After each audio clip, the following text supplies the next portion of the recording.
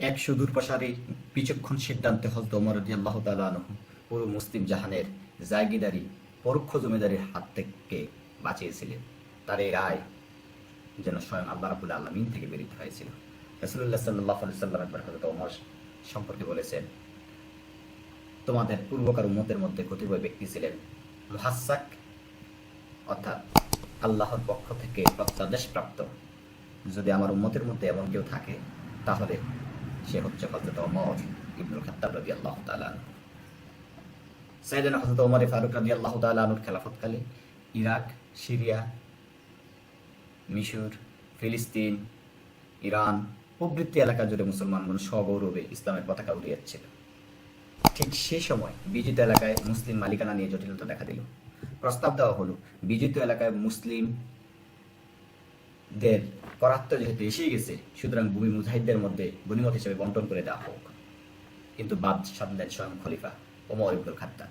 তিনি বললেন, যুদ্ধ চলাকালীন সময়ে যুদ্ধের ময়দান থেকে লব্ধ সম্পদ ব্যতীত আর কিছুই মুজাহিদদের মধ্যে গনিমত হিসেবে বন্টন করা হবে না। বিজিত ভূমির মালিকানা ইসলামী রাষ্ট্রের হাতে ন্যস্ত থাকবে এবং এ থেকে প্রাপ্ত যাবতীয় কর সরকারি বাইতুল মালে মানে স্টেট ট্রেজারিতে চলে আসবে। খলিফার যুক্তি ছিল, প্রাপ্ত ভূমির মালিকানা ব্যক্তির হাতে ছেড়ে দিলে এর পরিণাম হবে ভয়াবহ। একদিকে বিজিত এলাকার অমুসলিমরা নির্দিষ্ট ব্যক্তির গোলাম হয়ে পড়বে, তাদের ভূমি চলে যাবে অন্যদের কাছে। এতে করে পুরো মুসলিম বিশ্ব পরিণত হবে এক বৃহৎ জায়গাদারিতে। অপরদিকে মুসলিম মুজাহিদগণ দুনিয়ার সম্পদের মোহে পড়ে যাবেন, জমিদার হয়ে বসে বসে খাবেন। এমন নয় যে খলিফা তার রায়কে সবার উপর চাপিয়ে দিয়েছিলেন, বরং ভূমি সম্পর্কে অভিজ্ঞ ব্যক্তিদের সমন্বয়ে একটা কমিটি গঠন করে দিলেন। উক্ত কমিটিতে সবাই যাচাই বাছাই করে শেষ পর্যন্ত খলিফার রায়কে বহাল রাখলেন।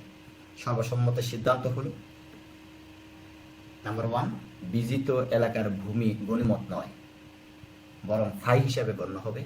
যেহেতু পবিত্র কোরআনের নির্দেশনা অনুযায়ী ফাই ইসলামী রাষ্ট্রের সম্পত্তি, সুতরাং এতে কোনো ব্যক্তি মালিকানা থাকবে না।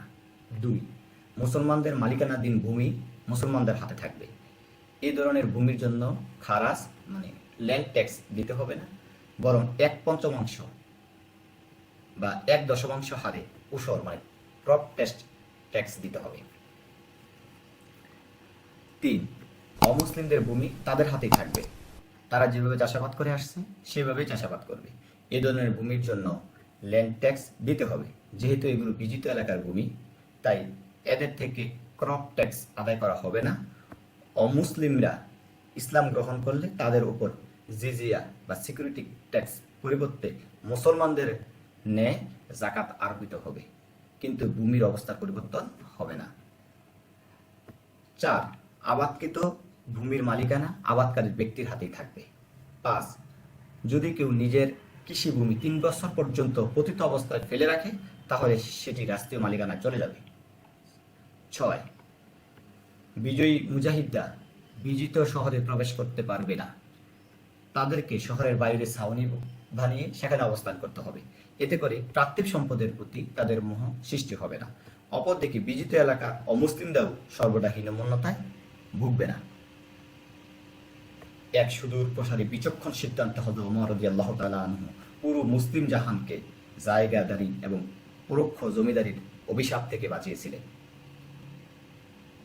ঠিক এই জন্যই রাসূল করিম সাল্লাল্লাহু আলাইহি সাল্লাম যেন তার সম্পর্কে বলেছেন, তোমাদের পূর্বকার উম্মতের মধ্যে কতিপয় ব্যক্তি ছিলেন মুহাসসাক মানে আল্লাহর পক্ষ থেকে প্রত্যাদেশ প্রাপ্ত। যদি আমার উম্মতের মধ্যে এমন কেউ থাকে তাহলে সেটা হবে হযরত ওমর ইবনুল খাত্তাব রাদিয়াল্লাহু তাআলা। সম্মানিত দর্শক শ্রোতা, দেখুন রাসূল করিম সাল্লাল্লাহু আলাইহি সাল্লাম এমন একটা সমাজ তৈরি করলেন যে লোকগুলো মূর্তি পূজা বেবিচিরাতে লিপ্ত ছিল, যে লোকগুলো নিজেদের ভালোটা জানতো না, নিজেদের কন্যা সন্তানকে দাফন করতো, জীবিত মাটিতে পুঁতে রাখতো। এরকম একটা অন্ধকারশূন্য সমাজ স্বর্ণযুগে পরিবর্তন করতে পারছে। আমরাও যদি আমাদের এই 21 শতাব্দীর আধুনিকতার ছোঁয়া যেখানে তৈটুম্বুর, আকাশ সংস্কৃতির ছোঁয়া যেখানে অবনত পাওয়া যাচ্ছে, এইরকম সমাজকে যদি আমরা সোনালী সমাজে করতে চাই তাহলে আমাদেরকেও সাহাবা আজমাইনের গুণে গুণান্বিত হতে হবে। তাদেরকে অনুসরণ ব্যতীত এই সমাজে মুক্তি অসম্ভব।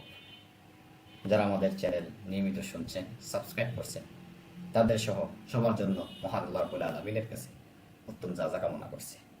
আল্লাহ রাব্বুল আলামিন যেন আমাদের এই সমাজটাকে আমরা সুন্দর করে রাখতে পারি, সেই জন্য আমাদের সবাইকে তার রহমতের চাদরে ছায়া দিয়ে রাখুক, দুনিয়া এবং আখিরাতে আমাদেরকে কল্যাণ দেব, আমাদের সবাইকে একসাথে যেন জান্নাতুল ফেরদাউসে যেতে পারে সে তৌফিক দান করুক। আমিন। আসসালামু আলাইকুম ওয়া রাহমাতুল্লাহি তাআলা ওয়া বারাকাতুহু।